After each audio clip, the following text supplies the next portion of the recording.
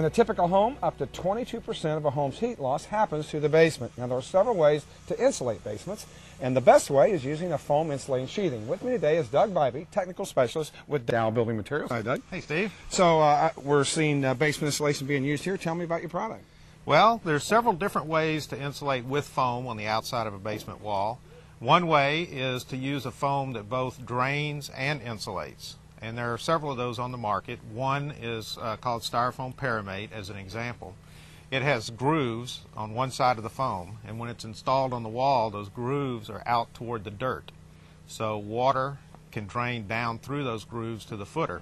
So when you install a product like that on the outside of a basement wall, it keeps the basement wall warm, so you don't have as much condensation on the inside. It protects the waterproofing membrane on the outside of the basement wall, and it helps drainage of water down to the footer and away from the basement wall. Now, how long after the waterproofing is put on can you put on the Styrofoam? Generally what they do is spray the waterproofing on, and by the time they get back around to where they started, they can start putting the foam up over the waterproofing membrane. So, Doug, what thicknesses does your product come in, and what are the R values? Foam on the outside of a basement wall would generally be from about 1 inch to 2 inches thick. 1 inch polystyrene foam is about R5, and 2 inch would be R10. So those would be typical on the outside of a basement wall. And what about slab insulation? Slab insulation is a real good idea under a basement slab. Not as much from an energy conservation standpoint, but to reduce the potential for condensation or sweating on the basement slab.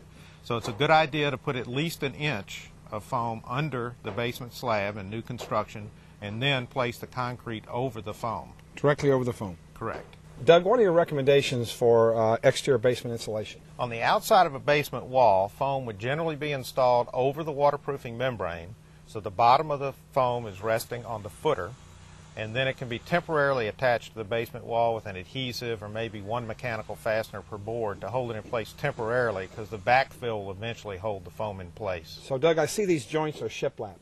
Yes, the Paramate product is shiplap, which gives it a good seal against water penetration back through the foam. So how far do you take the insulation above grade? We recommend going all the way to the sill plate with foam in most areas of the country, and that does leave exposed foam above grade. What do you recommend to protect the foam above grade? There's some good ways to do that now. This has been a problem over the years. One good way now is a product that's sprayed on. It's a cementitious product sprayed onto the outside of the foam. Another product can be troweled on or brushed on, and there's two that I'll mention. One is called Stucco Flex and one is called Styroflex. Should we be concerned about termites or carpenter ants? In some parts of the country, insects can be a concern. If insects are a concern where the homeowner is building, then there can be an inspection strip, which is about 2 inches of foam cut that leaves the slab or the basement wall exposed, so that the pest control operator can see the concrete slab and detect whether insects are there and then treat them if they are present. Where do you locate the inspection strip? Is that directly below the siding? Yes, that would be directly below the siding. Doug, good information. Thank you, Steve. If you'd like to learn more about foam insulating sheathing products, check out the other videos on this site.